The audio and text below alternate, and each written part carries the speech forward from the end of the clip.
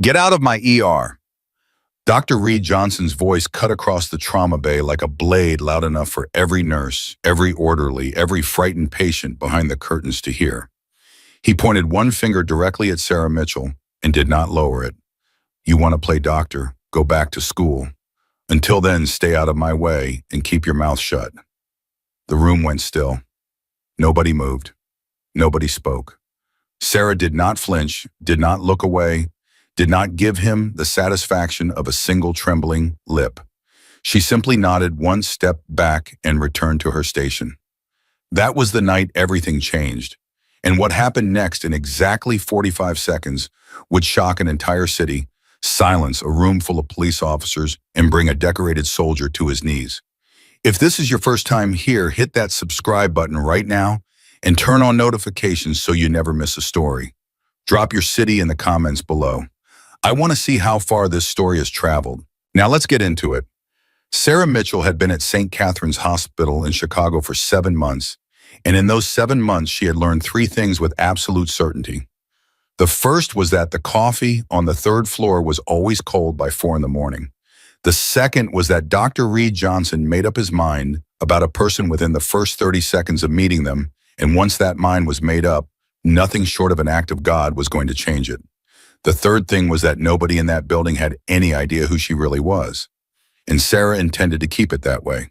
She was 30 years old, which made her younger than most of the nurses on the overnight trauma rotation, and that alone was enough to earn a certain kind of skepticism. But Sarah had also transitioned out of the military only 14 months earlier, which meant she was a career changer on top of being young and in the culture of a major urban trauma center.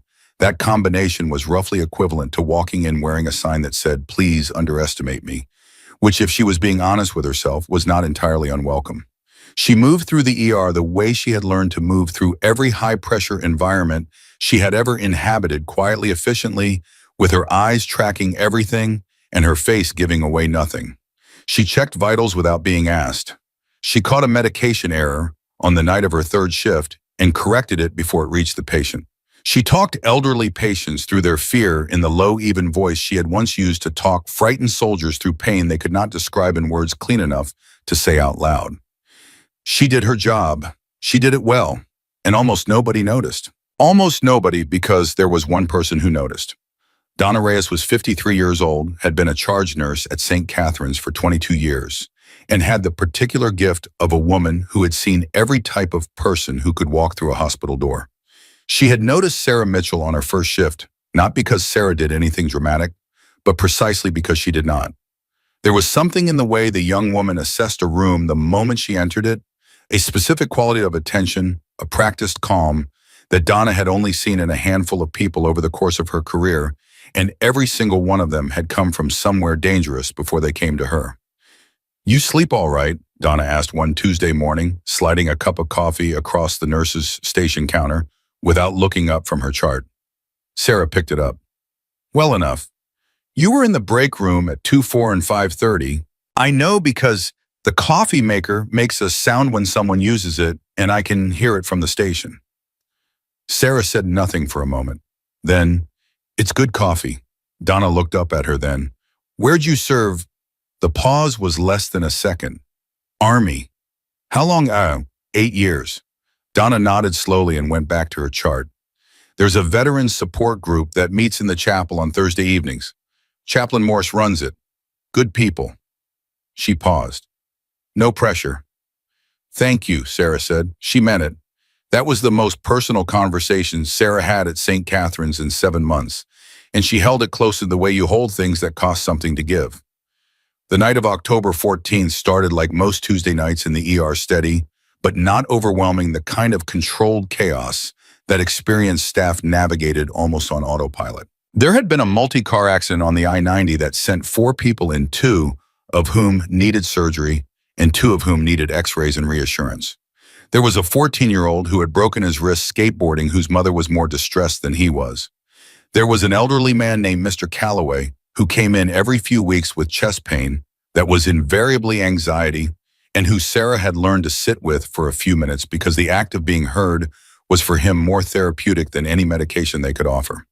She was reviewing Mr. Calloway's discharge paperwork when the ambulance radio crackled.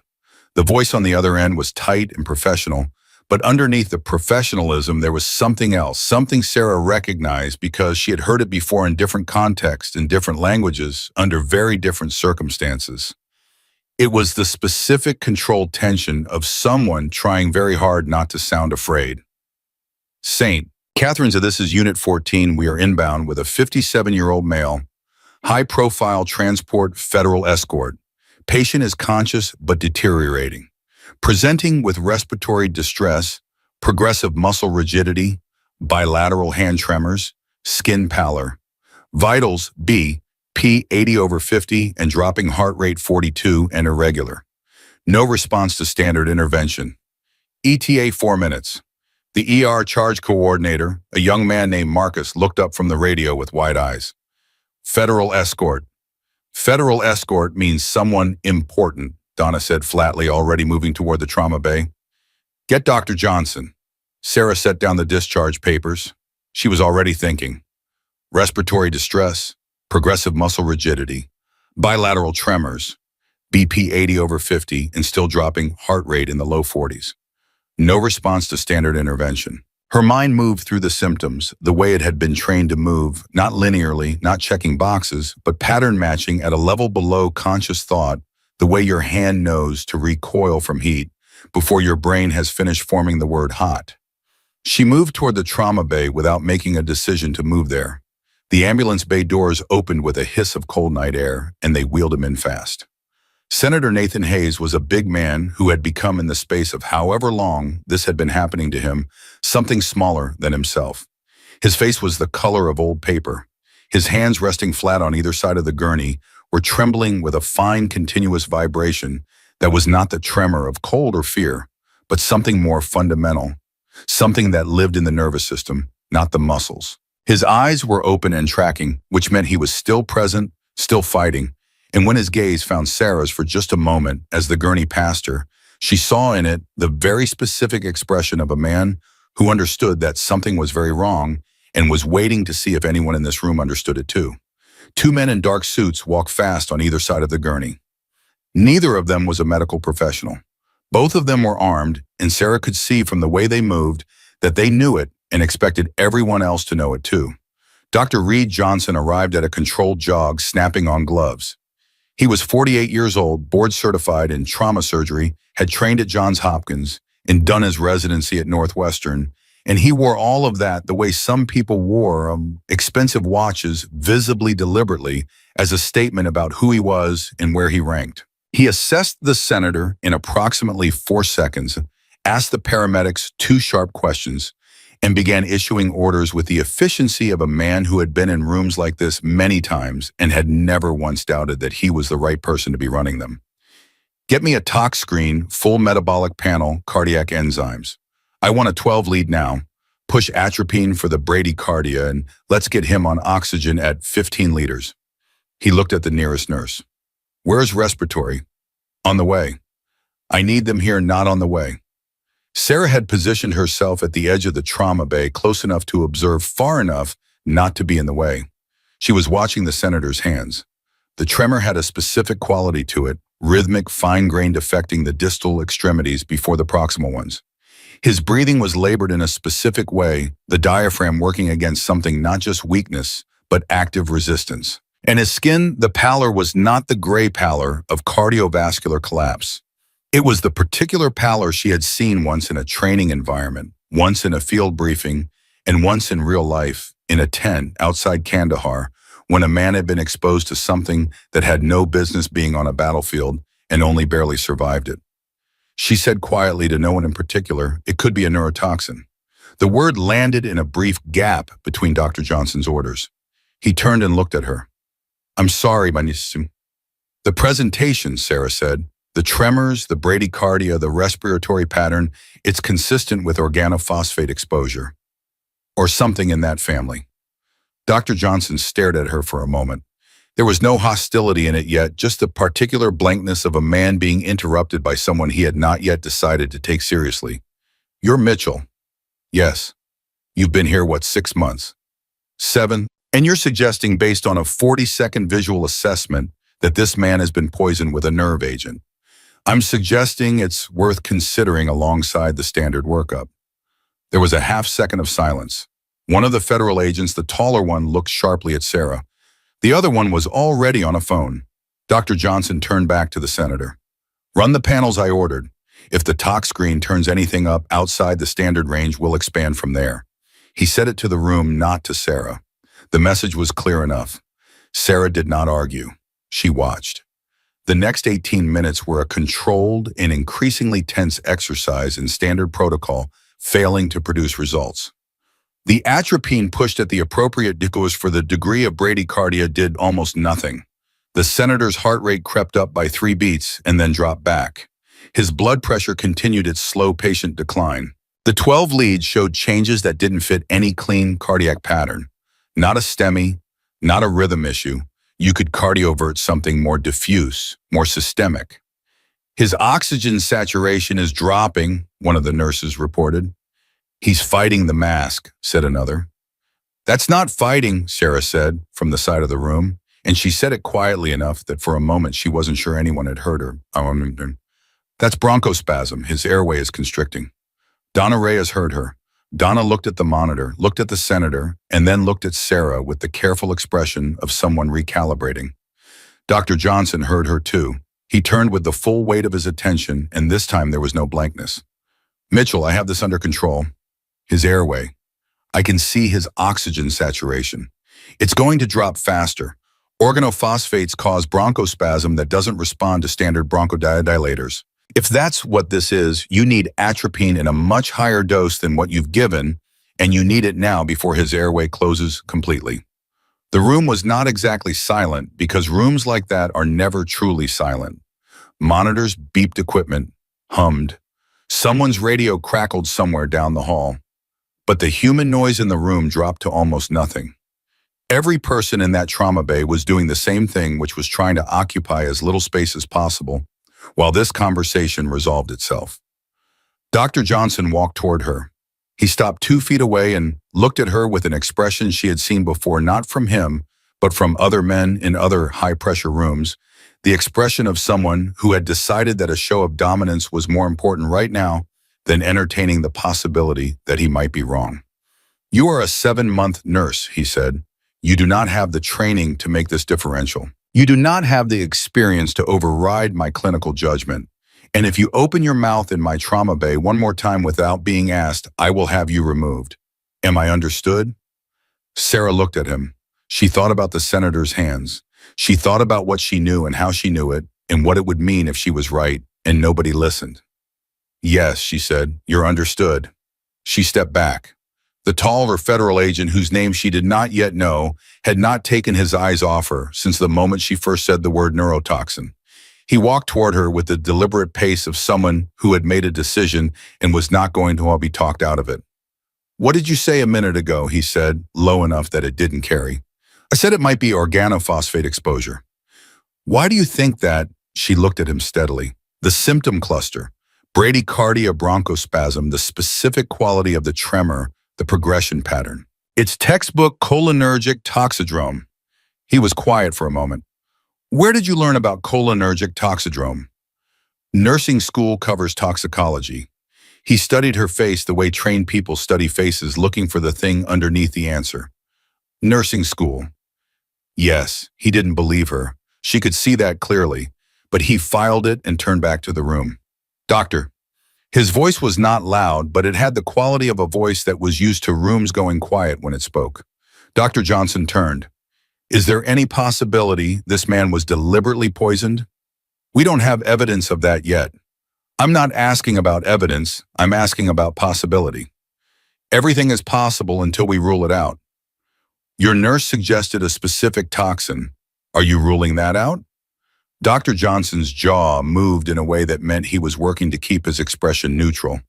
We are running a comprehensive tox screen. How long does that take? Standard turnaround is 30 to 45 minutes. He has 30 to 45 minutes. Another beat of silence. Donna Reyes was watching the monitor. Sats at 89, she said quietly, and it's still trending down. That was the moment the room changed.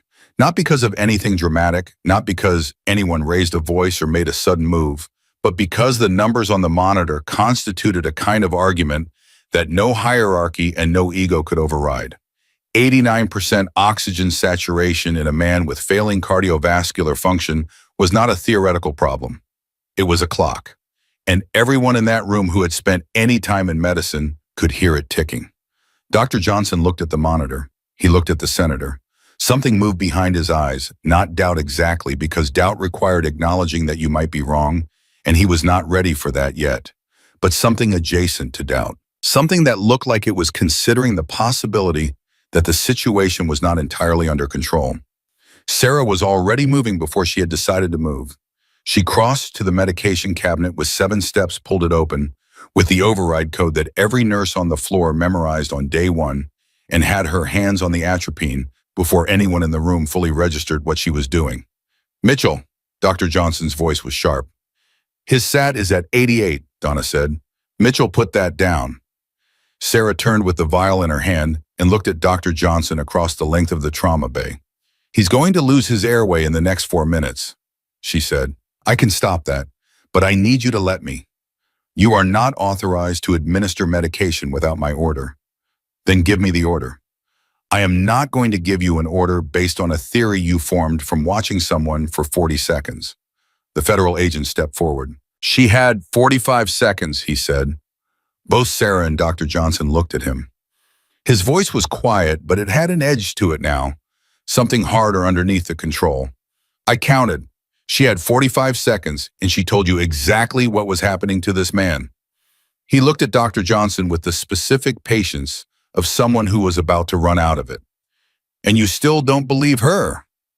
"This is a medical facility, and I am the treating physician. And that is a United States Senator, and his oxygen saturation just dropped to 87. He looked at Sarah. "What do you need?" The question landed like a stone in still water, clean, simple, and irreversible. Sarah said, "Atropine 2 milligrams IV push repeated every 5 to 10 minutes until secretions dry and the bronchospasm breaks. And I need someone to call poison control and tell them we have a suspected organophosphate exposure with full cholinergic crisis presentation."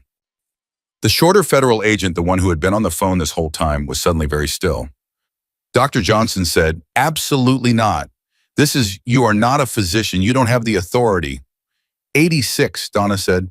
She was not editorializing. She was just reading the number off the monitor, the way you read coordinates off a map factually and without embellishment, and everyone in the room understood that she was telling them the conversation was over. Dr. Johnson stood in the center of the room for exactly 3 seconds. Sarah counted them. She had learned to count under pressure in environments where seconds were the difference between one outcome and another, and she knew what 3 seconds of silence from a man like Reed Johnson meant. It meant he was choosing between his certainty and his patient, and something in him, some fundamental thing that had driven him into medicine in the first place, something that no amount of ego and hierarchy had entirely managed to extinguish, was about to make the only choice that mattered. He looked at Sarah Mitchell. His voice came out lower than it had been all night, not softer but quieter, stripped of performance. 2 milligrams atropine AV push. Sarah had already drawn it.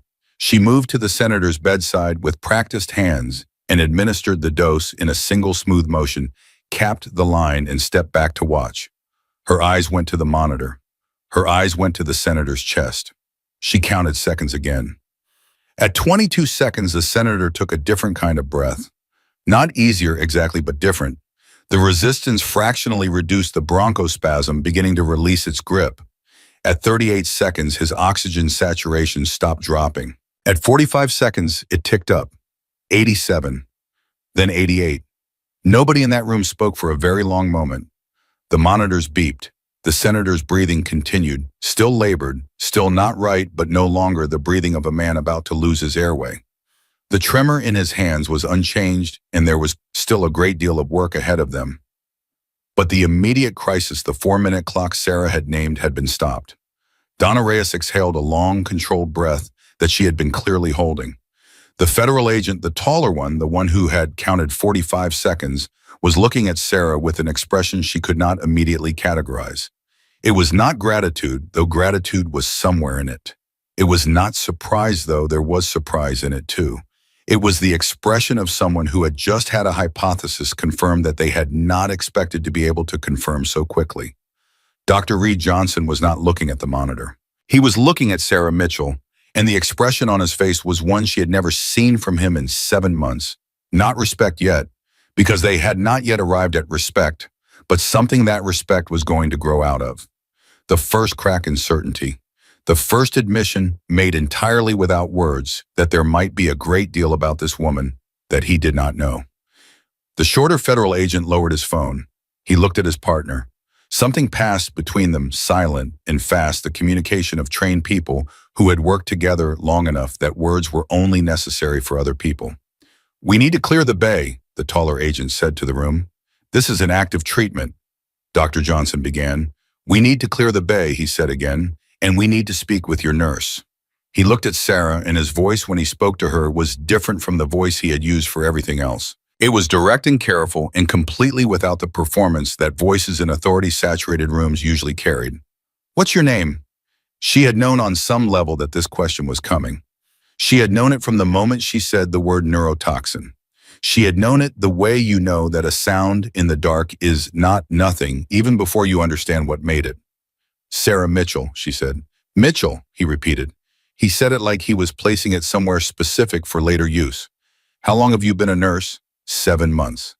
And before that, she held his gaze for a long second. The senator's monitors beeped steadily behind her. The atropine was doing what she had known it would do.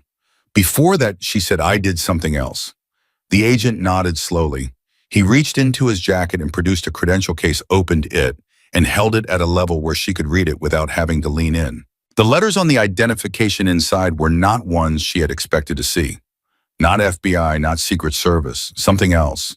Something that very few people in a hospital in Chicago on a Tuesday night in October would have had any reason to recognize. Sarah recognized it. For the first time since she had walked into that trauma bay, something shifted behind her eyes. Not fear, not anxiety.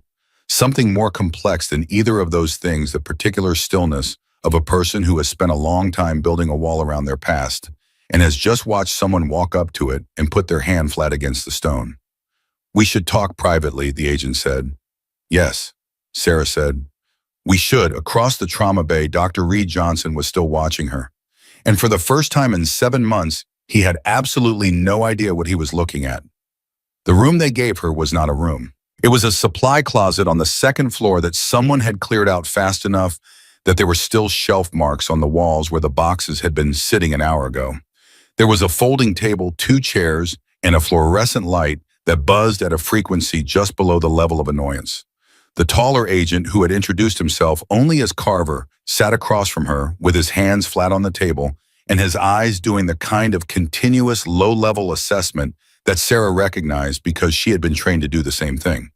The shorter one, Briggs, stood near the door with his arms loose at his sides and his attention on the hallway outside, which meant he was not in the room as a participant. He was there as a precaution. Sarah noted that. She noted everything. "You want to tell me how a 7-month nurse knows the specific atropine protocol for organophosphate-induced cholinergic crisis," Carver said. It was not phrased as a question. "I told you. Toxicology is part of nursing education. The dosing you cited, the timing intervals, the sequencing." He paused. "That's not textbook nursing. That's field medicine." Sarah said nothing. Carver leaned forward by approximately half an inch, which was not much, but in a room that small, it registered. "The credential I showed you, you recognized it." "I read it? You recognized it," he said again quietly and with complete certainty. "I've shown that credential to 40 or 50 people over the past 6 years. You are the third person who didn't ask me what it meant." The fluorescent light buzzed. Briggs shifted his weight near the door. Somewhere beyond the walls of the closet, St. Catherine's continued its night monitors, beeping gurneys, rolling the ordinary machinery of a hospital, doing what hospitals do. Sarah thought about the senator's hands, still trembling, still working against whatever had been put into his body. She thought about the second dose of atropine that Donna would administer in another 8 minutes if the bronchospasm recurred. She thought about all of it, and then she made a decision that she had been making and unmaking since the moment the ambulance bay doors opened. His exposure wasn't accidental, she said. Carver did not react, which was itself a reaction. The presentation was too clean, Sarah continued. Organophosphate exposure from an environmental source, pesticides, contaminated food, incidental contact, you see a messier picture. More variable. What he had was a specific dose administered at a specific time calibrated for his body weight. She paused. Someone who knew what they were doing gave him exactly enough to kill him slowly. Not fast. Slowly. In a public place in a way that would look like a medical emergency rather than an attack. Carver was quiet for a long moment. How do you know his body weight factors into it? Because he's still alive. If it had been a flat dose without weight adjustment, a man his size would have gone into full respiratory arrest before the ambulance reached us. Briggs turned from the door. He and Carver exchanged a look that lasted less than a second, but carried the weight of a full conversation. Mitchell, Carver said, I'm going to ask you something directly, and I need you to understand that however you answer it, you are not in trouble. Nothing you say in this room tonight puts you in a difficult position. Do you understand that? I understand that's what you're telling me. Something shifted in his expression, not quite a smile, but the ghost of one. Fair enough. He reached into the inside pocket of his jacket and placed a single photograph on the table between them.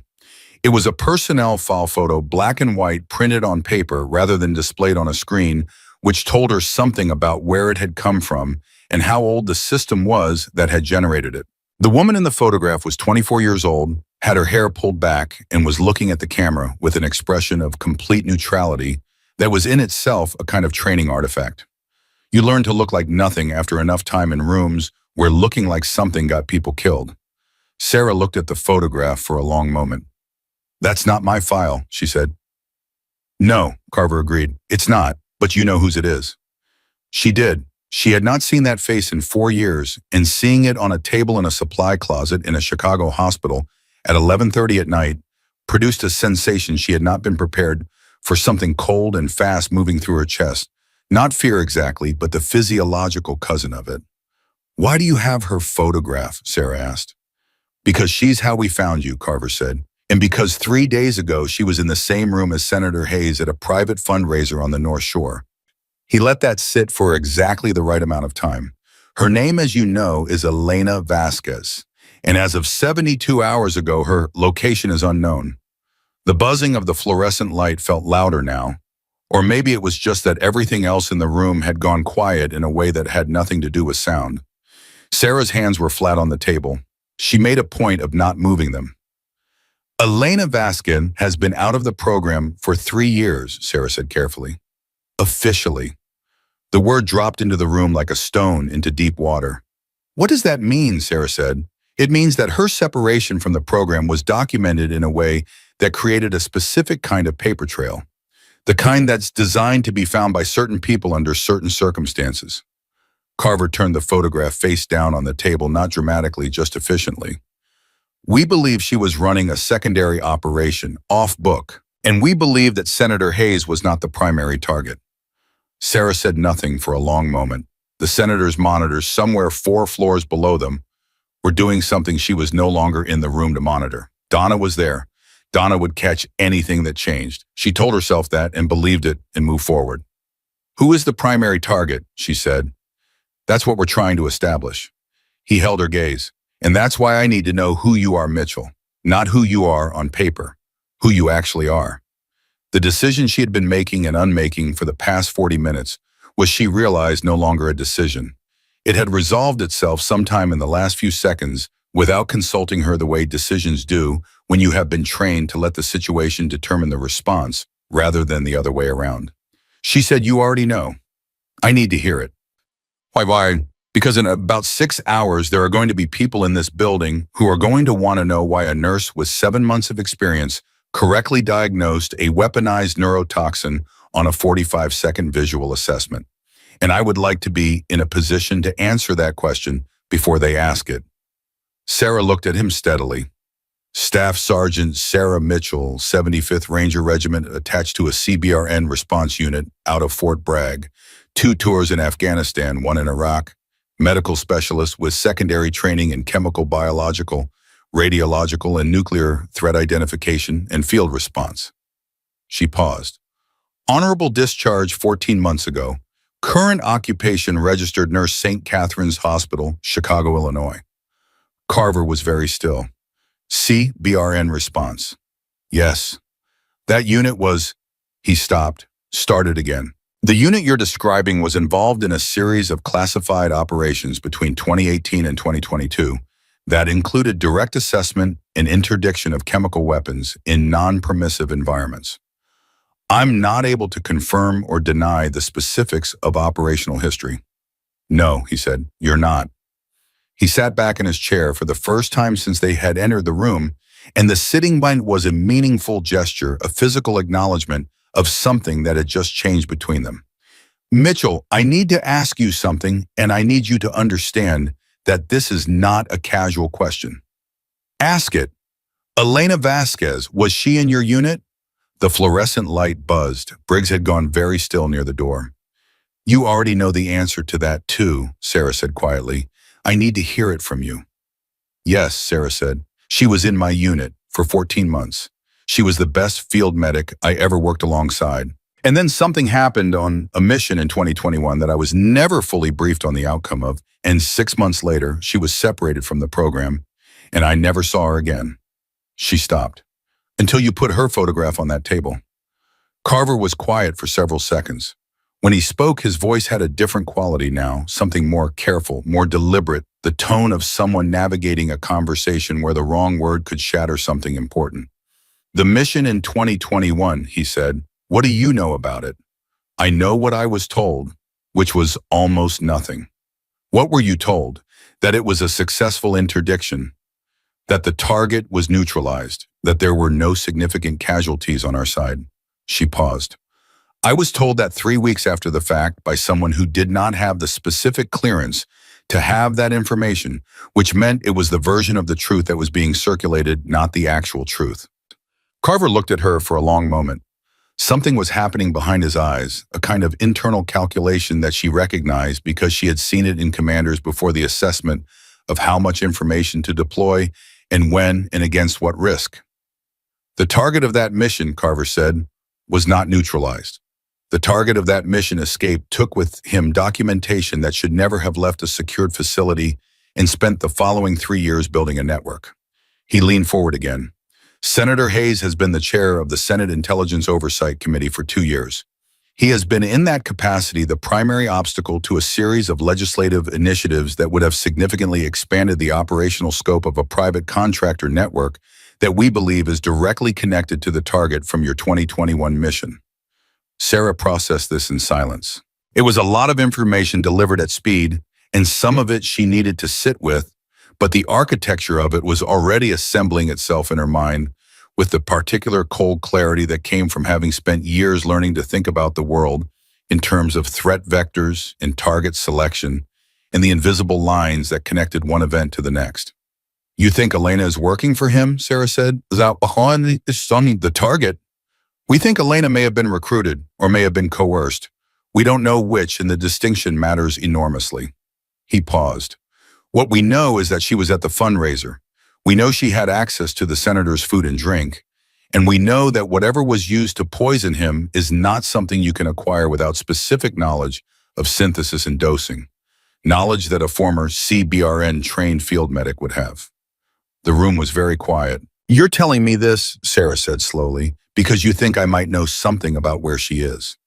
I'm telling you this, Carver said, because in 6 hours the people who are coming to this building are not going to be as interested in what you know as they are in what you represent.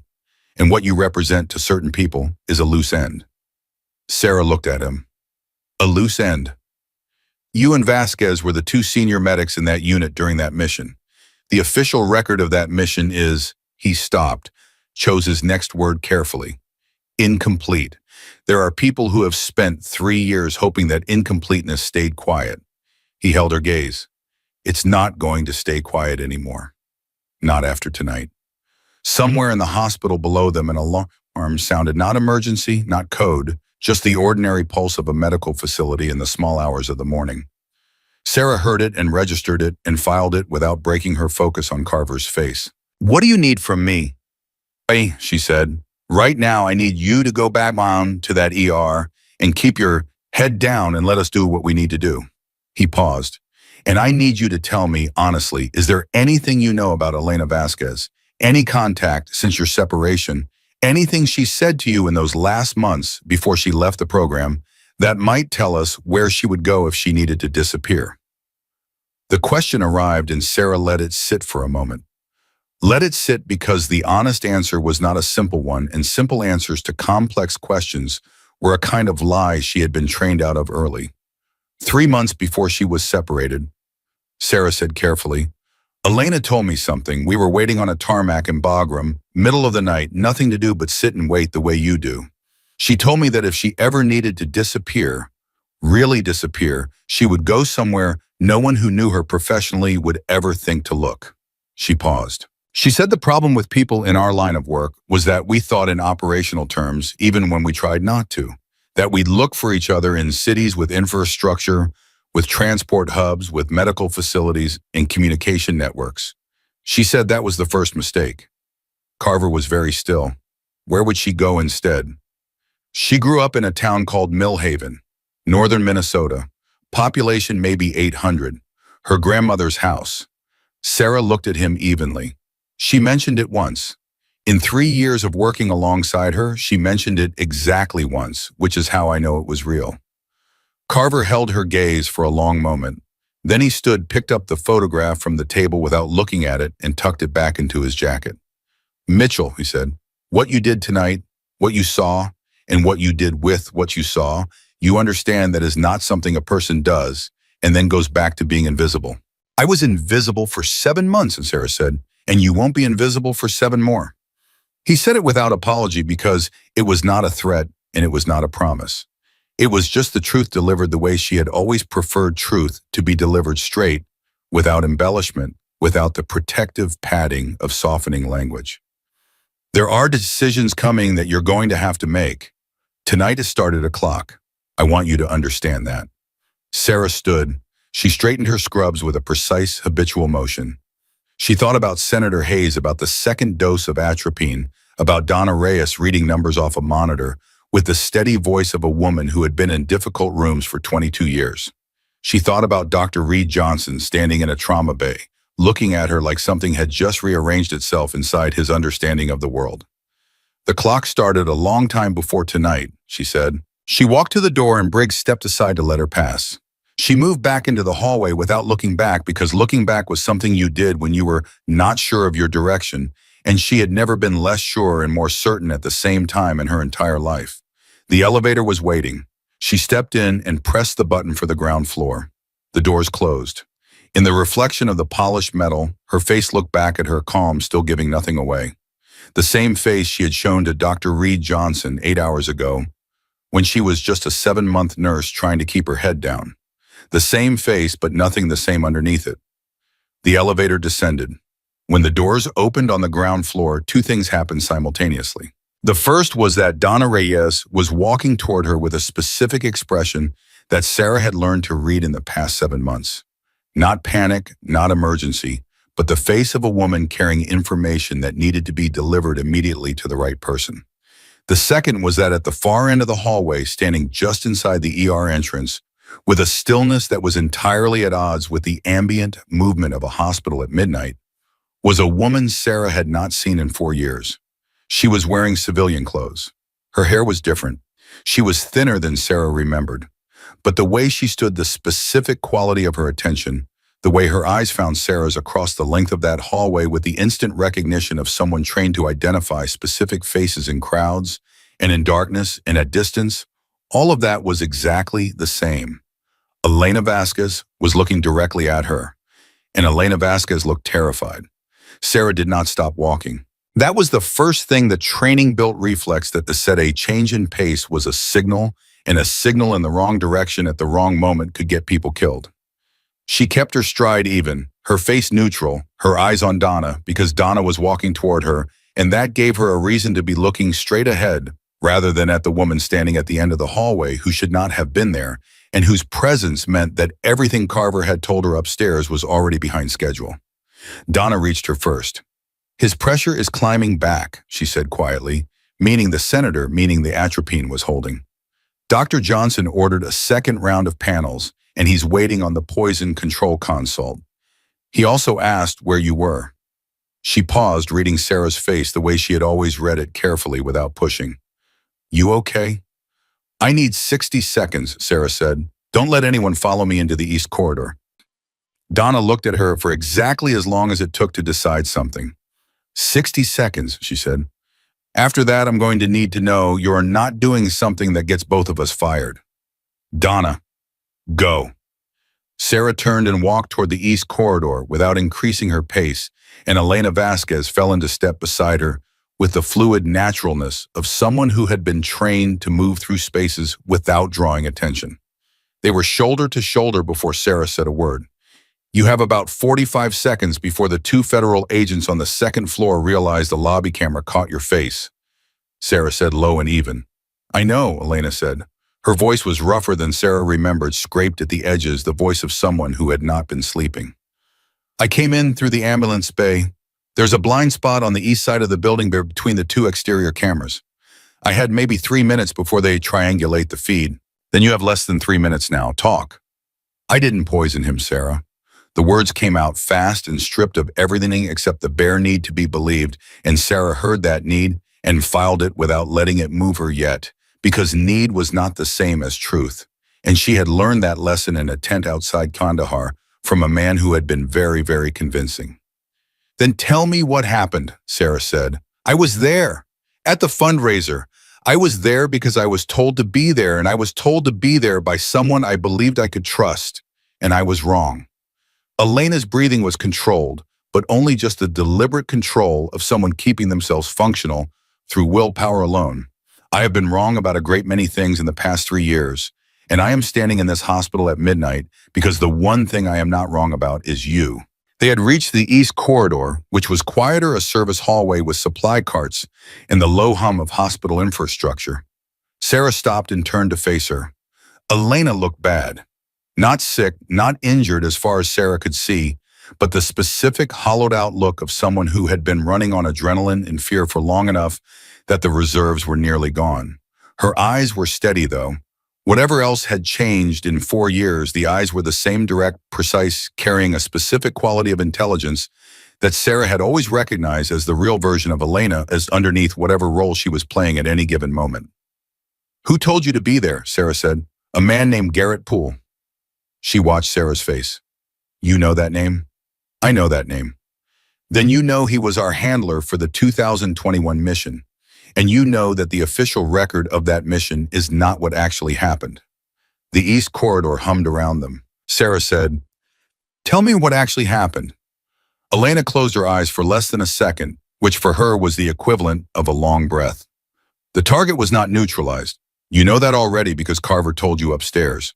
What Carver doesn't know, or what he knows and hasn't told you yet, is that the target was not neutralized because Poole pulled the interdiction order at the last minute, 40 seconds before execution.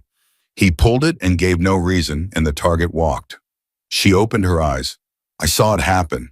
I was the only person in position to see Poole make that call, and when I tried to report it through the standard channel, I was separated from the program within 6 months and handed a file that said I had voluntarily resigned." Sarah was quiet for a moment. "And Poole?" "Poole has been embedded in a private contractor network for the past 3 years.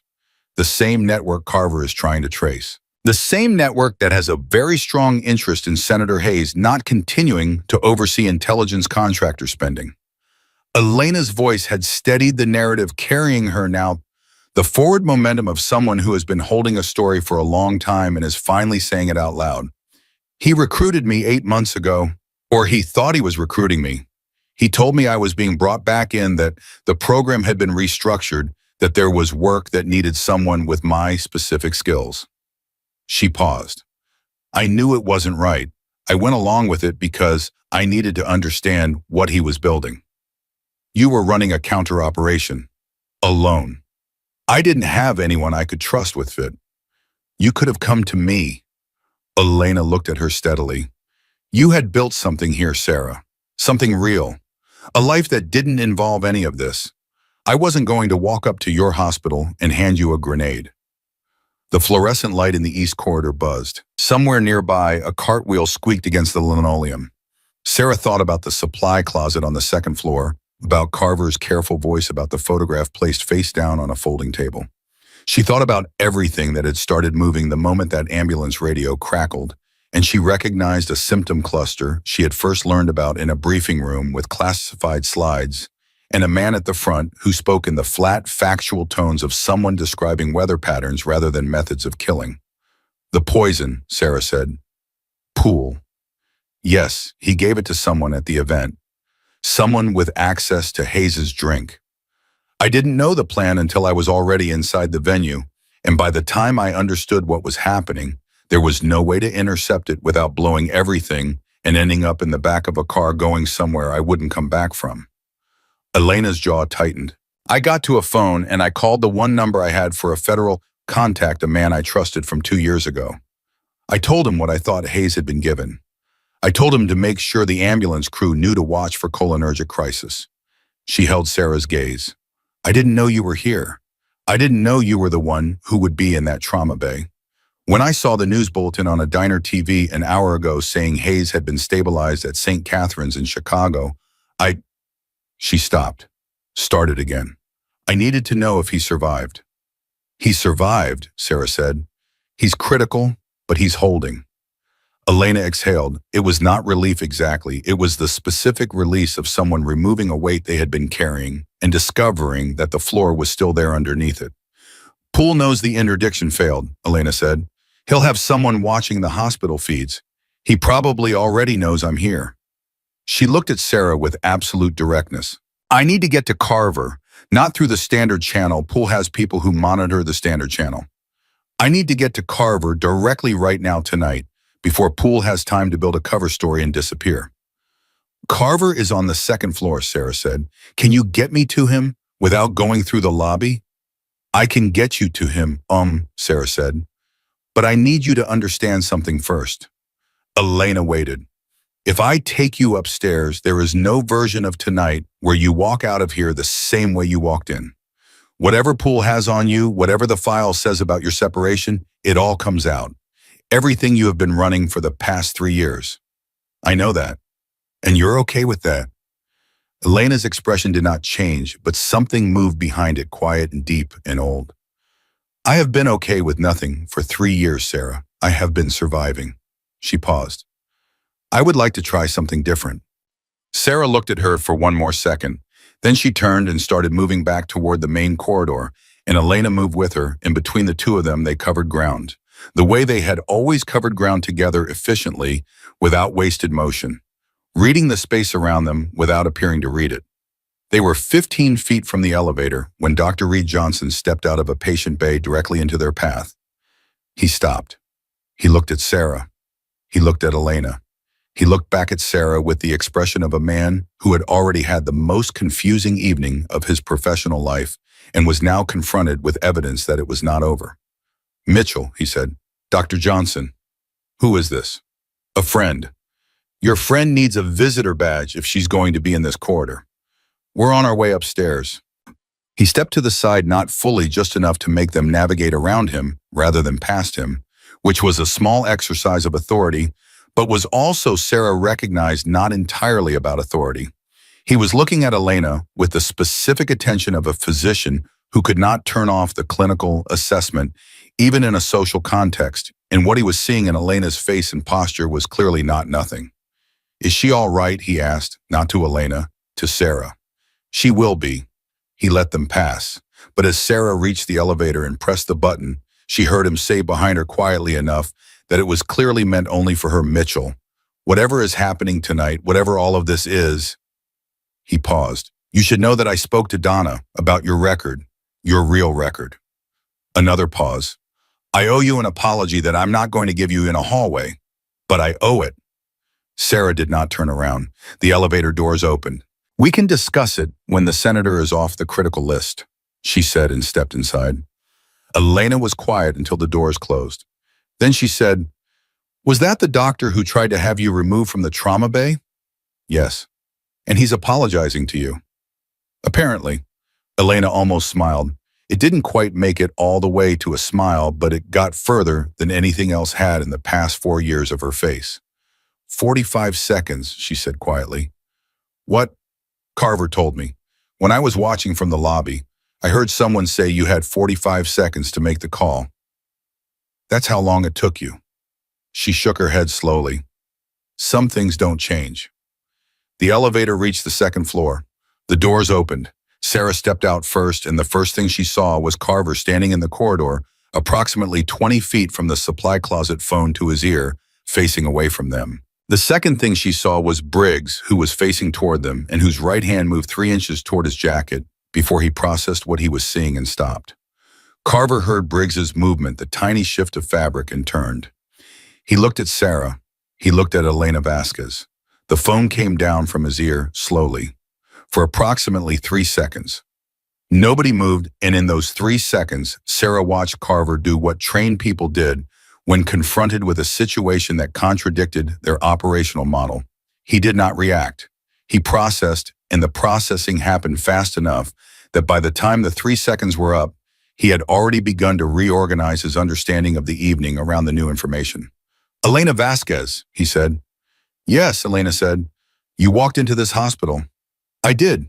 You walked into a building with active federal agents knowing that your face was associated with an ongoing investigation into an attempted assassination of a United States senator." "I walked into this building," Elena said evenly, "because the alternative was waiting outside while the only man with the authority to stop Garrett Poole from disappearing sat on the second floor having a conversation that was going in the wrong direction." She looked at him steadily. "Poole pulled the interdiction order on the 2021 mission. He has been operating inside the Meridian contractor network for 3 years. He ordered the hit on Hayes, and he has a cover story built and ready to deploy. And if you don't move on his location in the next..." She glanced at Sarah. 4 hours, Sarah said. She said it because it was the operational window that made sense, enough time for Poole to monitor the hospital feeds, assess the situation, and make a move toward an exit strategy. Maybe less. Carver looked at Briggs. Briggs was already on his phone. Carver looked back at Elena. "Garrett Poole. Yes. You have documentation."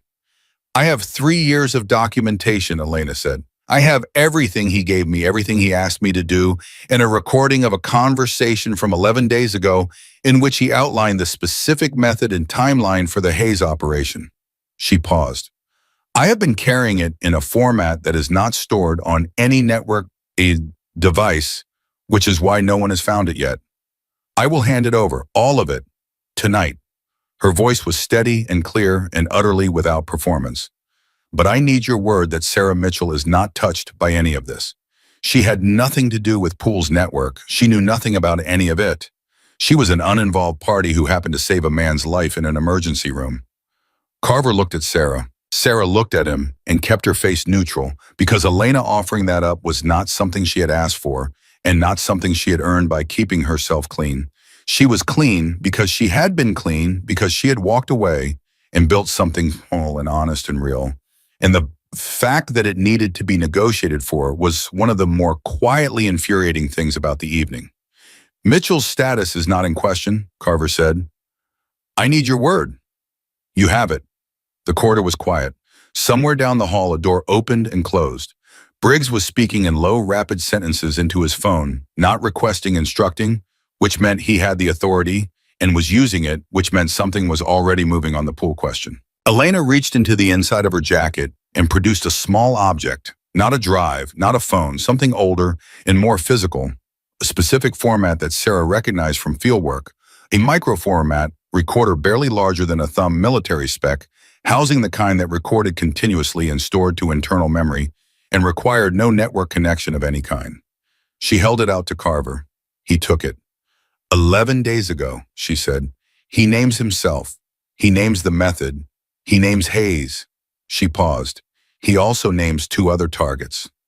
Carver looked up from the recorder. 2 other targets. Hayes was not the end of it. He was the beginning. Elena's voice was very quiet now. Poole is not working alone and he is not working small. What he has built over the past 3 years is not a contractor network. It is a mechanism for removing specific obstacles to a specific legislative agenda, and Hayes was the most visible obstacle, which is why he went first. She looked at Carver with the direct, stripped-down clarity of someone who is completely out of cards to hold back. The next name on his list is a federal judge who is currently 3 weeks from ruling on a case that would dismantle the legal framework that Meridian uses to operate outside oversight. She paused. Her name is District Judge Carol Antrim, and Poole has already put someone in her building. The silence that followed had a physical quality to it, the silence of a space where several people have just understood simultaneously that the problem they thought they were solving is significantly larger than the problem they were actually solving. Carver's expression did not change, but his hand closed around the recorder with a precision and a care that told Sarah everything she needed to know about what was going to happen in the next 4 hours. Briggs, he said, not loudly, just his partner's name with a specific weight in it. Briggs was already off the phone. Antrim's building is already flagged. Chicago field office is en route. He looked at Carver. Poole's last confirmed location was the Gold Coast 40 minutes ago. He's moving. He knows the hospital stabilized Hayes, Sarah said. Both agents looked at her. He's been watching the feeds, she said. If Hayes survives, Poole's cover story doesn't hold. He knows that. He won't run. Yet running is an admission. He'll try to complete the narrative. Make it look like Hayes' condition is more serious than it is. Make it look like the hospital made an error. She paused. He needs Hayes to die, and he needs it to look medical. The moment she said it, she felt the shape of it snap into place, the way things snapped into place when you were reading a situation correctly, not with satisfaction, because the shape of it was not satisfying, but with the cold certainty of a correct answer to a terrible question. Carver looked at Briggs. Briggs was already moving. Lock down this floor, Carver said, and get me someone on Hayes' room right now. He was already moving toward the stairs when Sarah said, Carver. He stopped. If Poole puts someone inside this hospital, she said they will not come through the front. They will come through the ambulance bay. It has a blind spot on the east side between the 2 exterior cameras. She looked at him steadily. Someone already used it tonight. Carver looked at Elena. Elena looked back at him without apology. East Bay, Carver said into his radio and went through the stairwell door. Sarah stood in the corridor with Elena Vasquez beside her, and for a moment, neither of them said anything. The hospital hummed around them. The monitors on the floor below continued their steady conversation of beeps and readings. Senator Nathan Hayes, who did not yet know that the nurse who had saved his life was standing 2 floors above him, with the woman who had tried to prevent him from needing saving in the first place, was still alive, still holding. Elena said very quietly, I'm sorry I waited this long. Sarah looked at her. Don't be sorry yet, she said. Poole is still moving. And somewhere in the hospital below them, a door opened that should have been locked. Sarah heard it before she fully understood what she had heard, a sound that did not belong a specific quality of wrongness in the ambient noise of the hospital that her nervous system flagged 3 full seconds before her conscious mind caught up. It was not loud. That was the thing about sounds that mattered in environments like this. The ones you needed to pay attention to were almost never loud. They were the sounds that were slightly off. The door that opened a half-second too slowly. The footstep that landed at the wrong weight for the kind of shoes that belonged in a hospital corridor at midnight. She said Elena, and Elena was already moving because Elena had heard it too. They moved to the stairwell door without running, without any outward change in pace that would signal to anyone watching that they had shifted from one mode into another. Sarah pushed through the door and they took the stairs down toward the ground floor, and Sarah was thinking fast, running the layout of the hospital. In her mind, the way she had run building layouts in other countries, in other contexts, exits, choke points, the specific geography of a space under pressure. She had memorized St. Catherine's the way she memorized every building she spent time in, not because she had expected to need it, because not needing it was not a reason not to know it. He'll put someone near the room, Elena said, her voice low and level on the stairs beside her, not inside, someone who looks like staff. There's a supply station 12 feet from Hayes' room on the cardiac floor, Sarah said. Night shift, 2 nurses, 1 orderly. The orderly rotation changed at 11. Elena looked at her sideways. I pay attention, Sarah said. They reached the ground floor landing, and Sarah stopped with her hand on the door. She thought about Carver, who was moving, who had people moving, but who was working from an operational picture that was approximately 4 minutes behind where the situation actually was. She thought about a door opening that should have been locked, and she thought about the specific calculus of someone who needed Hayes to die and needed it to look medical and had at most a narrowing window to make that happen. The cardiac floor was on the 4th level. Hayes was in room 412. Sarah knew this because Donna had told her an hour ago that they were moving him up once he stabilized, and Donna had given her the room number with the specific look of a woman who understood without being told that the information might be relevant. She pushed the door open. The ground floor corridor was busy in the way hospital corridors were busy at midnight, not crowded, but populated with a specific cast of people who inhabited hospitals in the small hours. A housekeeper moving a cart, a resident walking fast with a tablet, 2 family members of some patient somewhere sitting in chairs with the exhausted posture of people who had been there a long time and expected to be there longer. Sarah moved through it without pausing toward the main elevators, and Elena moved with her. You should wait down here, Sarah said. No. Elena, if Poole has someone in this building, that person knows my face, which means I know theirs. Elena's voice was quiet and final. You need me up there. Sarah pressed the elevator button. If Carver sees you moving independently in this building, he's going to have a problem with it. Carver is going to have a lot of problems tonight. I'll add it to his list. The elevator opened. They stepped in. Sarah pressed 4. The cardiac floor had a different quality at night than the ER, quieter, more controlled, the particular hush of a space where people were getting worse or getting better, but mostly just waiting to find out which. The nursing station was lit and occupied. Sarah could see from the elevator that the 2 nurses on duty were both where they were supposed to be. The orderly, she scanned the corridor fast the way she had learned to scan periphery. First center, second was not visible from this angle. She stepped off the elevator and walked toward the nursing station with the unhurried stride of staff on a purpose which she was, and Elena fell into step behind her at a slight diagonal, which put Elena's sightlines on the corridor to the right, while Sarah covered left, a positioning that neither of them had discussed, because neither of them needed to discuss it. Mitchell, the nurse at the station, looked up. Her name tag said Wendy. She was perhaps 40, efficient, the type who ran a tight floor. Dr. Johnson called up. He said to expect you. She paused, glancing at Elena. He didn't mention a visitor. She's with me, Sarah said. How is he? Stable, but we're watching him closely. His pressure has come up to 90/60 and holding. Respiratory is better. Wendy hesitated. There was a man up here about 15 minutes ago, said he was from the cardiology consult team. I didn't recognize him. I asked for his ID, and he said he'd left it downstairs and went back to get it. She paused. He hasn't come back. Sarah felt the space between her shoulder blades tighten. What did he look like? Wendy described him. Sarah did not know the face from the description, but Elena, standing 2 feet behind her, made a sound that was not quite a word. Osinemana. Sarah looked at her.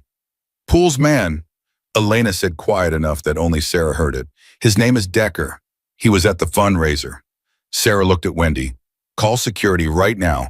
Tell them you have an unauthorized individual who may still be in the building. Then call the federal agents on the 2nd floor. Their names are Carver and Briggs, and give them this floor's location. Do it now from the desk phone, not your cell. Wendy stared at her for exactly 1 second, then picked up the desk phone. She was already dialing when Sarah turned and moved toward room 412. The door was closed. That was correct. The door should be closed.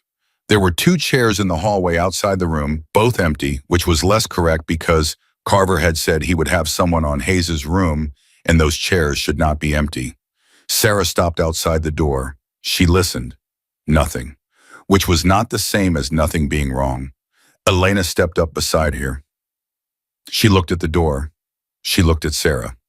Something moved between them, silent and old, and practiced the specific communication of 2 people who had stood outside closed doors together before in different buildings on different continents and had developed without words a shared language for what those moments required. Sarah put her hand on the door. The room was not empty. Senator Nathan Hayes was in the bed conscious, his eyes open, the monitor beside him, showing numbers that were bad but not critical.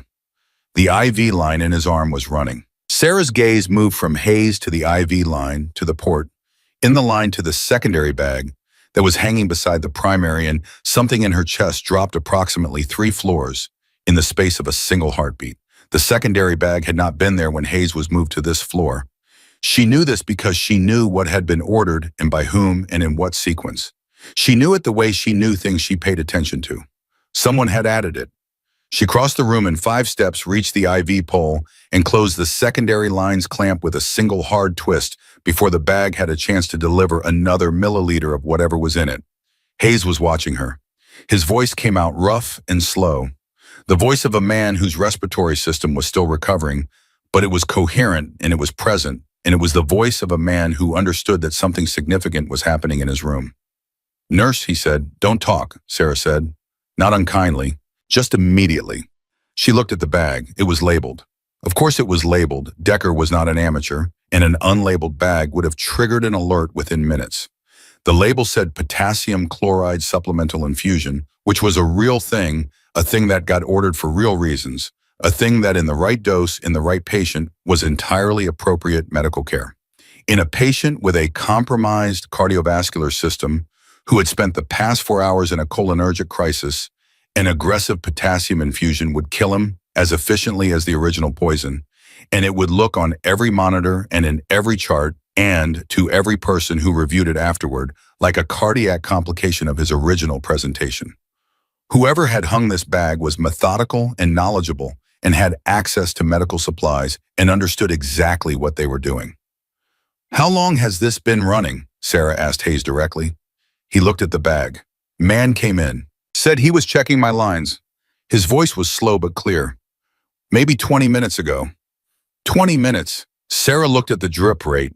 Slow, calibrated slow, she realized. Slow enough that it wouldn't show on the monitor as an acute change, just a gradual drift in potassium that would hit the threshold in another 15 or 20 minutes and produce what would look exactly like a spontaneous cardiac event in a critically ill patient.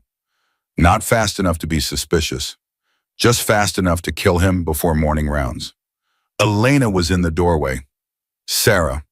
The way she said it, the specific timbre of it, the low warning note, Sarah turned.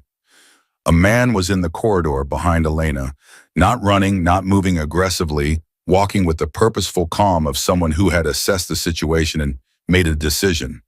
He was perhaps 45 medium height, wearing scrubs that fit the way scrubs fit when you put them on in a hurry rather than when you wore them for a shift. His hands were at his sides.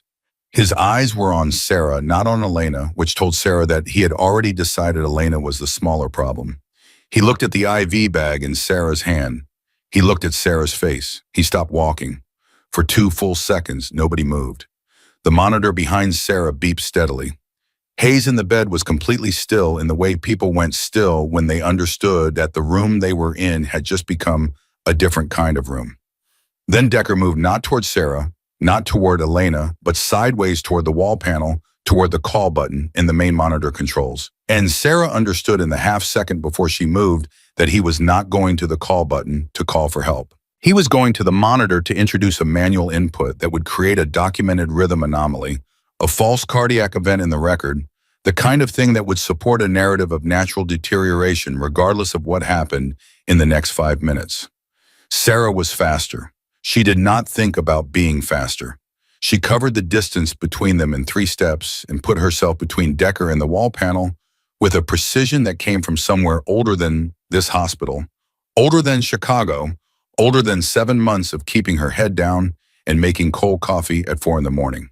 She put herself in his path and she did not move, and the quality of her stillness, the specific, rooted, absolutely non-negotiable stillness of someone who has been in worse situations than this and understands on a cellular level that the space they are occupying is the space they are occupying, made him stop. He looked at her.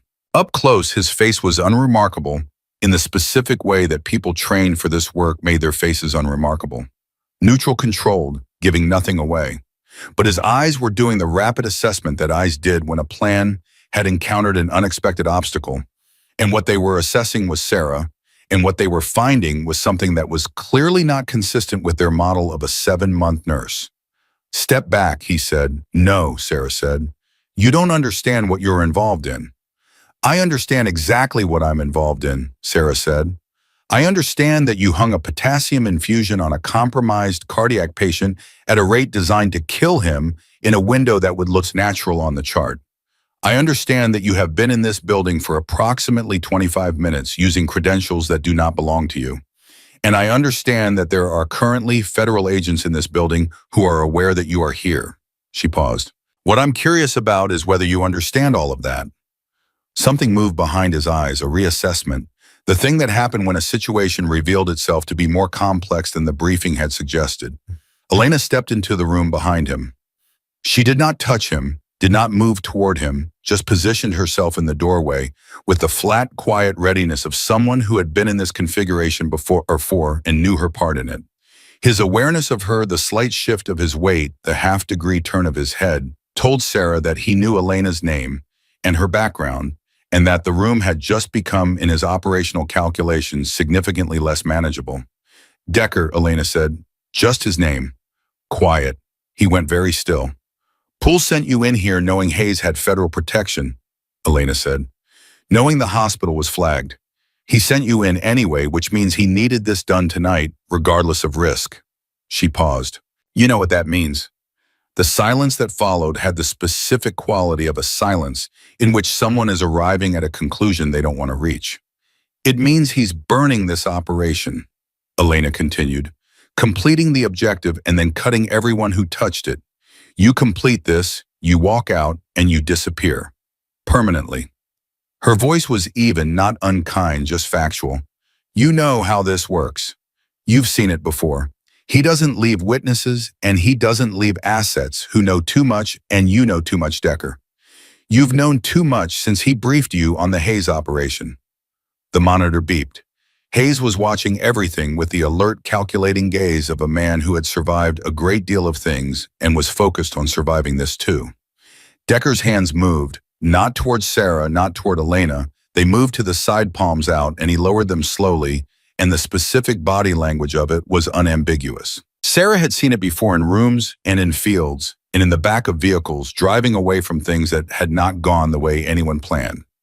It was the body language of a man making a decision about which side of a very specific line he wanted to be on when the accounting happened. "I want immunity," he said. "That's not my offer to make," Sarah said. "Then get me the man whose offer it is." Carver came through the door 30 seconds later with Briggs behind him and 2 more agents Sarah didn't know, and the room underwent the rapid transformation that rooms underwent when federal authority arrived with clear purpose, focused, efficient, the specific organized chaos of people who had done this many times and knew their roles. Decker was separated from the room without drama, without resistance, with the quiet compliance of a man who had done his math and arrived at his answer. Briggs followed them out. Carver looked at the IV bag in Sarah's hand. He looked at Hayes. He looked at Sarah. "The bag," Sarah said, "potassium infusion, calibrated to look like a natural cardiac event. It's been running for approximately 20 minutes at a rate I've already closed." She held it out to him. "You'll want your lab to run it. I think the concentration is above what the label says. Consistent with Poole's methodology, plausible deniability in the documentation, lethality in the actual compound." Carver took the bag from her with the care of someone handling evidence, which is what it was.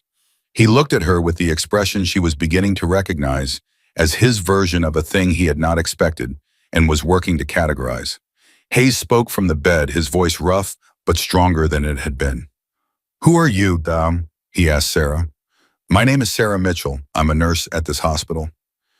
Hayes looked at her for a long moment. He was the kind of man whose face carried the record of his life in it, the lines around his eyes, the set of his jaw, the specific quality of gravity that came from spending years in rooms where important things were decided.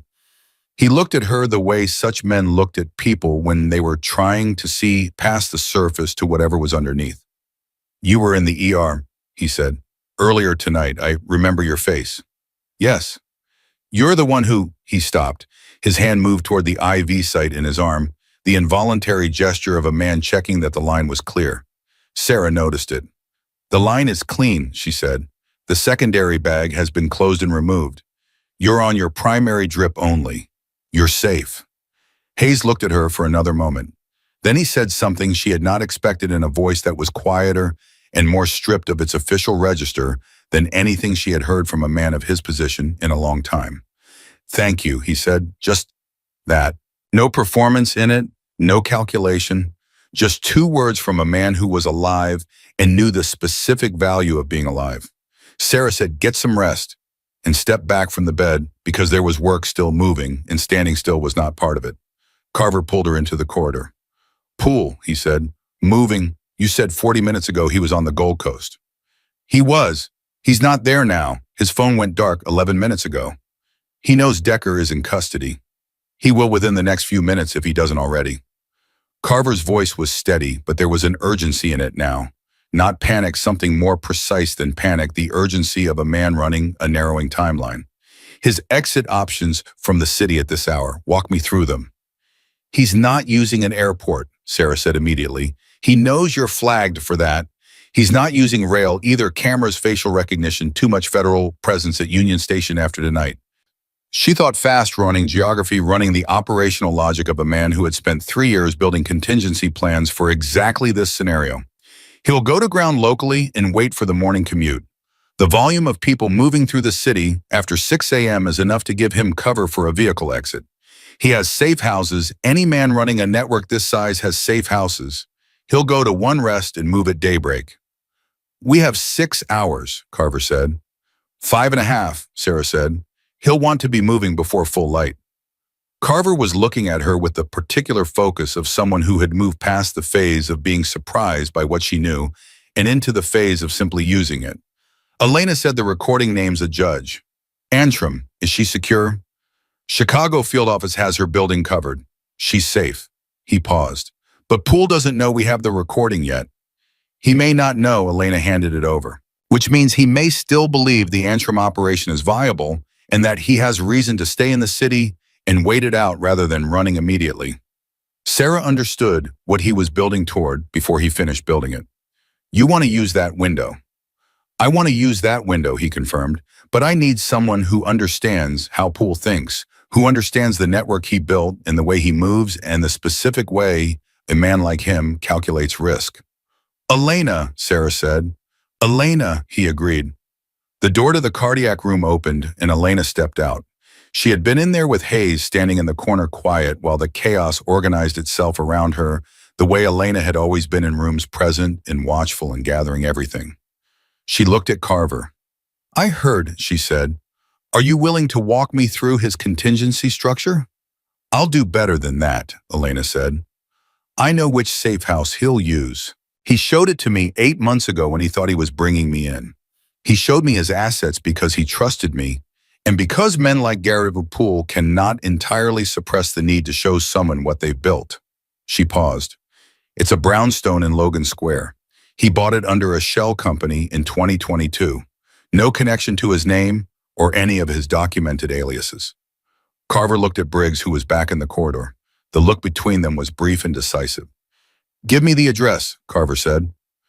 Elena gave it to him. Carver was on his radio before she finished the last word. The corridor around them reorganized itself with the rapid purposefulness of a federal operation in the final stage of acquisition, people moving, voices and earpieces, the invisible machinery of a large and well-resourced response engaging its final gears. Sarah stood in the middle of it and felt the strange, specific stillness of someone who has done everything they could do and has arrived at the point where the next part belongs to other people. Donna Reyes appeared at the end of the corridor, breathing slightly harder than usual, the look on her face, the look of a woman who had been told by security that her floor was involved in a federal operation and had come upstairs anyway, because 22 years of working in critical care had made her constitutionally incapable of staying where she was told when something was happening that she was responsible for. She looked at the corridor. She looked at the federal agents. She looked at Sarah. "Is he alive?" she asked. "He's alive," Sarah said. Donna closed her eyes for exactly 1 second. Then she opened them and straightened her shoulders and walked toward the nursing station with the purposeful stride of a charge nurse resuming command of her floor because the floor was still her floor regardless of what else was happening in it. Dr. Reed Johnson arrived 4 minutes later. He came out of the elevator looking as though he had been moving fast from somewhere and had slowed himself deliberately before stepping onto the floor, because arriving out of breath was a signal, and Reed Johnson had spent 30 years controlling his signals. He found Sarah immediately with the directional precision of a man who had decided at some point in the past hour that finding her was the most important navigational task available to him. He stopped in front of her. He looked at the corridor around them, the agents, the movement, the controlled aftermath of something that was nearly catastrophic and had been stopped just inside the margin. "The patient is stable," he said. "Yes." "And this," he gestured at the corridor, "this is connected to what you did in the trauma bay." "Yes." He was quiet for a moment. His jaw worked in the way it worked when he was organizing something, when he was building a statement from the inside out, rather than reaching for the first available words. "When I was in residency," he said finally, slowly, "I had an attending who told me that the most dangerous thing a physician could do was confuse confidence with competence." He looked at her steadily. He meant it as a caution for his residents. "I have spent 30 years applying it to other people." A pause. "Tonight I confused it about you. I was confident in my assessment of who you were, and that confidence had nothing to do with your competence and everything to do with—" He stopped. "I don't have a word for it that doesn't make me sound like what I was." "You were protecting your authority," Sarah said. "Not accusatory, just accurate." "Yes," he said it without flinching. "And it almost cost a man his life." The monitor at the nursing station beeped steadily. Senator Hayes in room 412 was resting. His blood pressure was climbing slowly towards something sustainable. His airway was clear. He was alive in the particular complicated way of a man who had come very close to not being alive and was now hour by hour consolidating the distance between himself and that edge. "The apology you mentioned in the hallway," Sarah said, "I mean it." "I know you do." She looked at him evenly. "What I need from you is not the apology, Dr. Johnson. What I need is for you to understand that the next time someone in that trauma bay tells you something, you haven't considered the fact that they have 7 months of experience does not disqualify the information." She paused. "The information is either correct or it isn't. That's the only relevant question." Reed Johnson looked at her for a long moment. Something settled in his expression.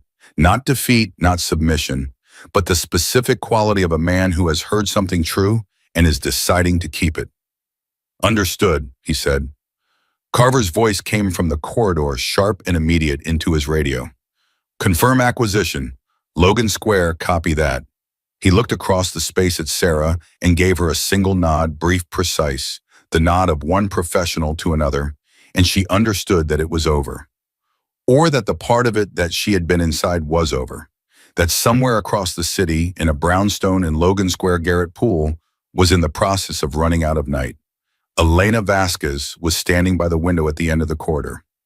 Not looking out, the blinds were drawn, just standing near it, the way people stood near windows when they needed a boundary to put their back toward. She looked tired in a way that was different from the hollow, running on empty, tired she had looked when she walked into the hospital. This was a different kind of tired, the kind that came after. Sarah walked over to her. They stood side by side without speaking for a moment. "He's in custody," Sarah said. "I heard." Elena's voice was very quiet. "Does it feel different when it's over?" Sarah thought about that honestly, about the trauma bay and the atropine and the 45 seconds, about 7 months of cold coffee and kept secrets, about a photograph placed face down on a folding table, and a supply closet that smelled like cardboard, and the fluorescent light that buzzed at a frequency just below the level of annoyance. "Ask me tomorrow," she said.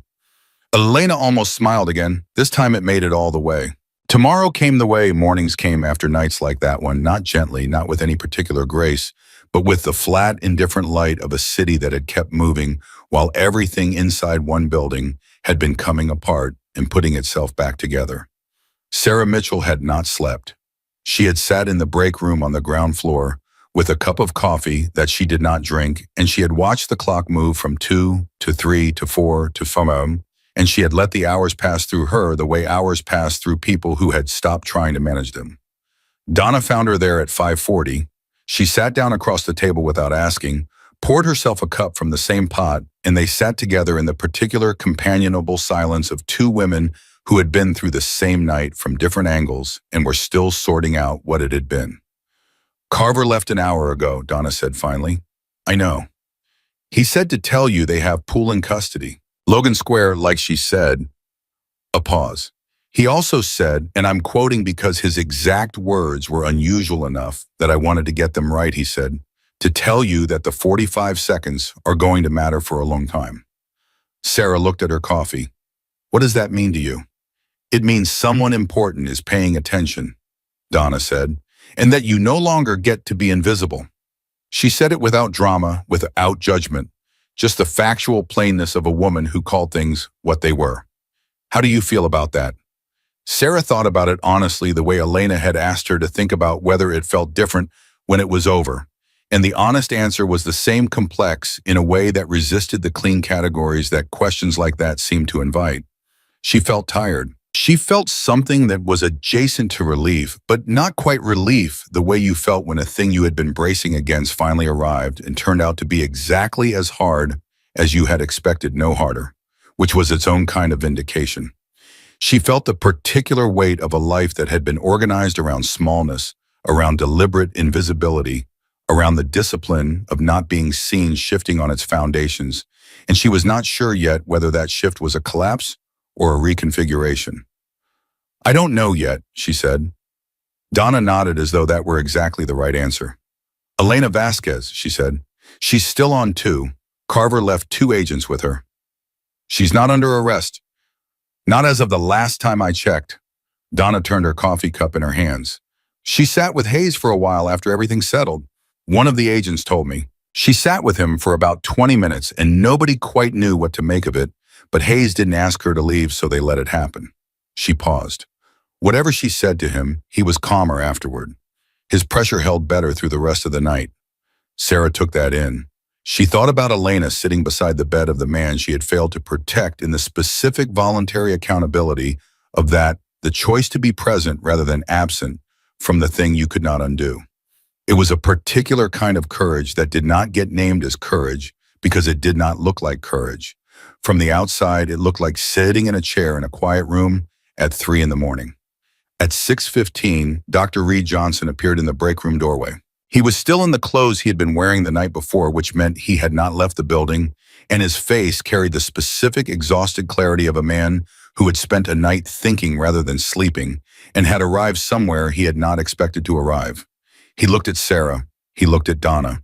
Donna picked up her coffee and stood with the practiced efficiency of a woman who knew when a room needed to have fewer people in it. I'll check on the senator, she said to neither of them specifically, and walked out. Johnson sat down. He folded his hands on the table and looked at them for a moment, which was the gesture of a man choosing his words carefully rather than reaching for the first available ones. I reviewed your record last night, he said. Your actual record. The parts of it that are accessible. He looked up. The parts that are accessible are significantly redacted, which tells its own story. Yes, Sarah said. 75th Ranger Regiment. Yes. CBRN Specialist. Yes, he was quiet for a moment. I did my residency at Northwestern, he said. Do you know what the hardest thing about residency was? Not the hours, not the cases. It was the moment, and it happened to every resident, every one of us. I have watched it happen 30 times in 30 years. The moment when you understood that the confidence you'd built your entire life on was a framework you had constructed around the things you knew, and outside that framework was everything you didn't know, which was almost everything. He stopped. The residents who couldn't survive that moment, the ones who couldn't live with the knowledge that their framework had edges, they were the ones who became dangerous, because they spent the rest of their careers defending the framework instead of expanding it. He held her gaze. I have been defending my framework for a long time, Mitchell. I know, she said. Last night you saved that man's life twice, once in the trauma bay and once upstairs. And both times I was in a position where I was either actively in your way or not in the room at all. He paused. That is not a record I'm prepared to carry forward. Sarah looked at him. What are you saying, Dr. Johnson? I'm saying that the head of trauma surgery at this hospital has the authority to nominate individuals for an expanded clinical role, a cross-departmental consultancy position that would give a nurse with your background access to case review, treatment planning, input, and emergency protocol development. He paused. I'm saying I want to nominate you for that position, if you'll accept it. The break room was very quiet. The coffee maker on the counter made its small cycling sound. Somewhere in the hospital above them, Senator Nathan Hayes was sleeping in a room that had, over the past several hours, been the site of an attempted murder and its prevention, and his monitors were recording numbers that were moving incrementally hour by hour in the right direction. I'll think about it, Sarah said. Johnson blinked. Whatever answer he had prepared himself, for that was not it. You'll think about it. Yes. Mitchell, I am offering you a position that I heard you, she said, and I appreciate it. But a decision about my career is mine to make on my own timeline, and I'm not going to make it at 6:15 in the morning after a night like this one, because the moment feels emotionally significant. She looked at him steadily. Give me a week. He looked at her for a long moment. Then something in his expression did the thing it had been doing intermittently since the trauma bay, the thing that looked like recalibration. A week, he said. All right. He stood, nodded once, and walked out. Sarah watched him go, and she allowed herself, in the privacy of the empty break room, the small satisfaction of having answered on her own terms. She was still sitting there when the door opened and Carver walked in, which was unexpected, because she had been told he left an hour ago. He looked as though he had in fact left and come back, and the coming back had been a decision made on the drive away.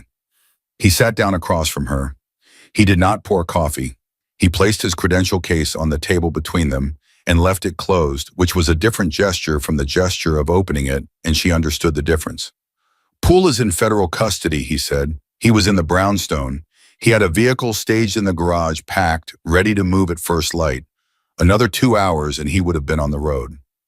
He paused. Elena's recording is being processed. It's clean, complete, identifiable, legally viable. The names he gave are enough to begin dismantling the Meridian network from multiple directions simultaneously. He paused again. 2 of those names are people who currently hold positions that are going to make the next 6 months very complicated for a number of institutions. How complicated? The kind of complicated that requires people who understand both the medical and the operational dimensions of a threat network that use biological and chemical methodology as its primary tool. He held her gaze.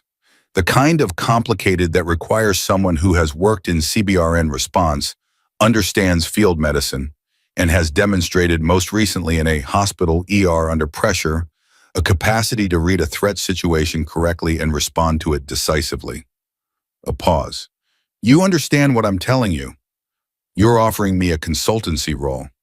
I'm telling you that there are people who want to offer you one, officially, with the appropriate clearance restoration and the appropriate compensation and the appropriate authority to actually do the work rather than stand at the side of a trauma bay waiting for someone to listen. Sarah looked at the credential case on the table. She looked at Carver's face. She thought about what it would mean, the returning the re-engagement with a world she had walked away from for specific reasons that were still valid, even though the world had followed her anyway. She thought about what it would mean to say no to take Johnson's clinical position and build something small and sustainable and rooted in the ordinary rhythms of a hospital. She thought about Elena upstairs, sitting with the weight of 3 years of a counter-operation run alone, and what it would have meant if Elena had not been alone in it. Elena, Sarah said. Carver waited. What happens to her? He was quiet for a moment. The immunity agreement covers her cooperation. The documentation she provided is enough to establish that her involvement with the Meridian network was as an asset running counterintelligence, not as a willing operative. He paused. There are people who are going to argue with that characterization. There are going to be proceedings. It's not going to be clean or fast. But she's not going to prison. No, she's not going to prison. He held her gaze. What she does after the proceedings is her own determination to make.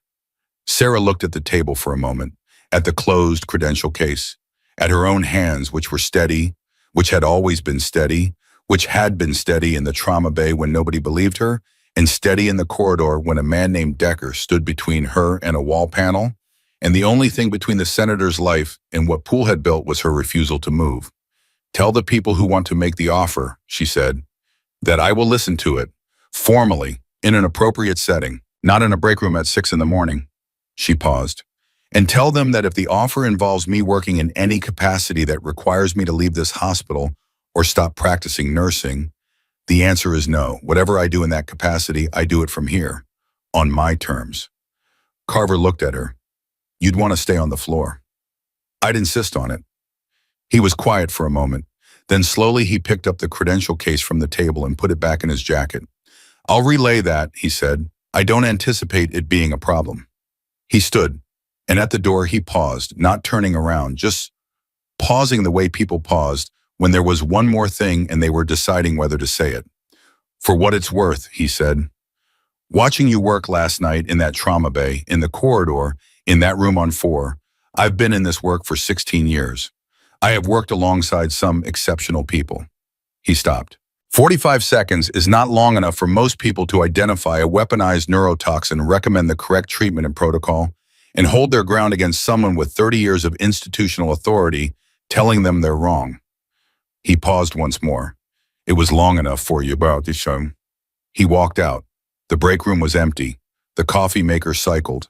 The clock on the wall said 6:22, and outside the hospital, Chicago was doing what Chicago did, moving loud, indifferent, full of people going to early jobs, and walking dogs and waiting for buses, none of whom had any idea that somewhere in the cardiac ward on the 4th floor of St. Catherine's Hospital, a United States senator was alive because of something that had happened in 45 seconds in an emergency room 8 hours earlier.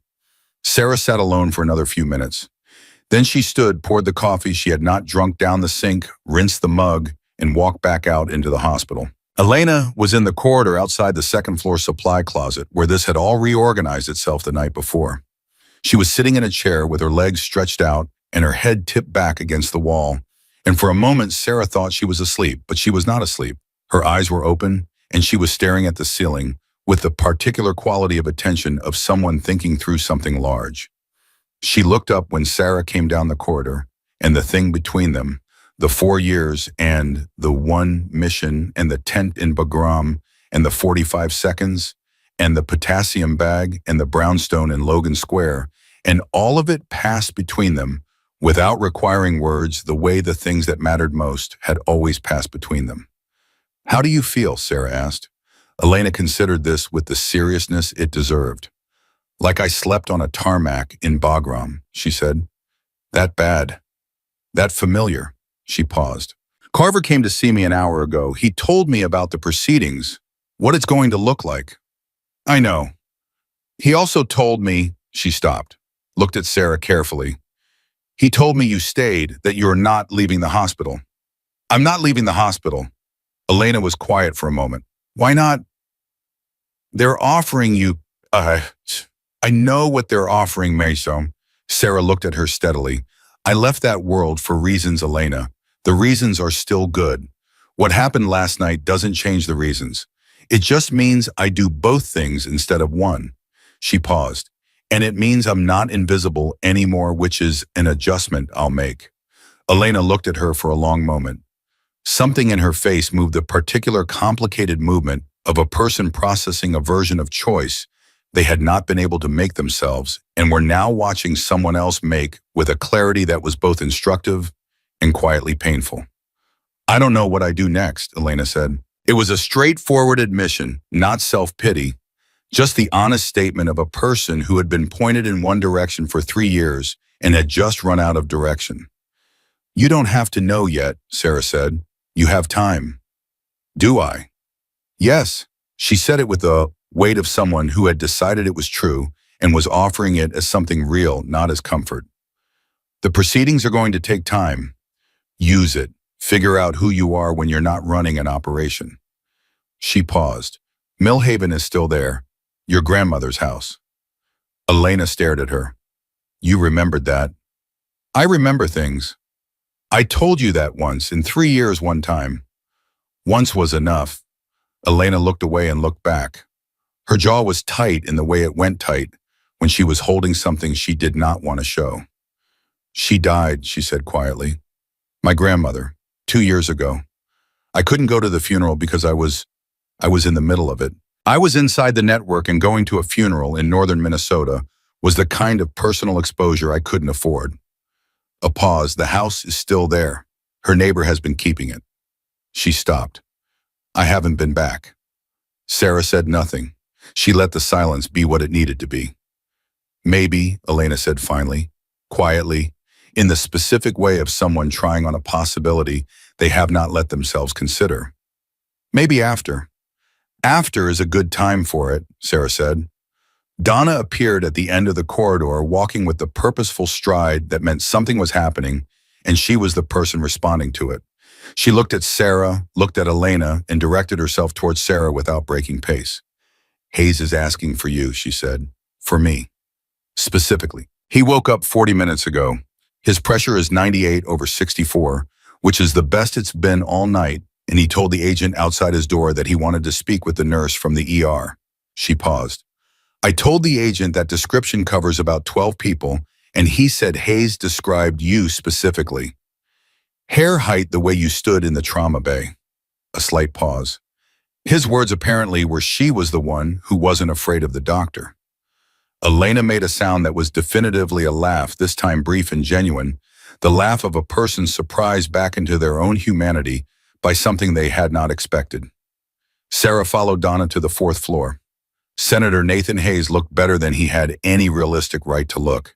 He was still connected to monitors, still had the IV line in his arm, still had the particular pallor of a man whose body had spent the past 12 hours fighting something it had not been designed to fight. But his eyes were clear and focused, and when Sarah walked through the door, they found her immediately with the direct assessing gaze of a man whose instincts had served him for a long career and had not been degraded by a night of near death. Mitchell, he said. He had apparently learned her name sometime in the past few hours. Sit down. I'm fine standing. I'm asking, he said, not ordering. She sat. He looked at her for a moment, gathering what he wanted to say in the careful way of someone who understood the weight of words and chose them accordingly. I've been briefed, he said. Carver came at 5. He gave me the broad picture. He paused. I know what you did in the trauma bay. I know what you did upstairs. I know what the bag was and what it would have done, and I know you got there in time to stop it. He held her gaze. I've spent 30 years in public service.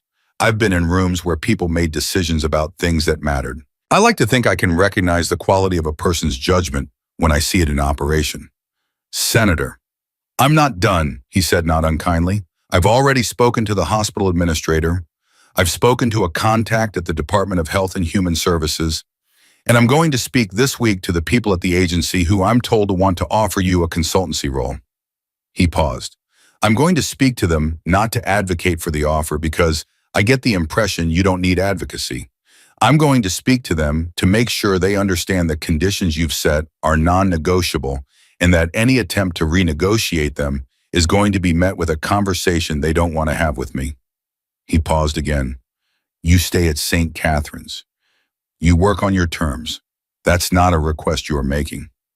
That's a fact of the arrangement. Do you understand? Sarah looked at him. He was a man who had nearly died and was using the first full conversation he was capable of having to ensure that the person who had saved his life was protected from the institutional machinery that was about to organize itself around the story of what she had done. There was something about it, the specific directional choice of it, the use of energy and authority towards someone else's protection rather than toward the management of his own situation, that told her more about Nathan Hayes in 30 seconds than most people revealed in a year. Yes, she said, I understand. Good. He relaxed back against the pillow fractionally. Now tell me something. What? When you walked into that trauma bay last night and you looked at me before you said anything, before the doctor pushed back, before any of it did, were you certain? She considered the honesty of the answer. I was certain enough to act on it, she said, which is different from certain. He almost smiled. Yes, he said, it is different. And it is also in my experience where the distinction between the people who do things and the people who don't ultimately lives. He closed his eyes briefly, not in fatigue, just in the way of someone settling something inside themselves. Thank you, Mitchell, for all of it. She stood. Get some rest, Senator. You've got a long recovery ahead, and it's going to require more patience than you're probably used to. The almost smile made it all the way to a real one this time. I've been told I'm a difficult patient. I've been told the same thing about myself, she said. We'll manage. She walked out of room 412 and into the corridor and stood for a moment in the ordinary noise of a hospital morning assembling itself around her. The shift change beginning the day, nurses arriving, the carts rolling, phones ringing at the nursing station, the specific living hum of a building full of people who were hurt or healing or working to keep other people from being one when they could be the other. Donna was at the nursing station. Dr. Reed Johnson was at the far end of the corridor reviewing charts, and he looked up when Sarah came out of Hayes's room, and they held the look for a moment, not warmly, not coldly, something still finding its shape between them, the beginning of a professional regard that had been built the hard way and would likely hold because of it. She took the elevator back to the ground floor.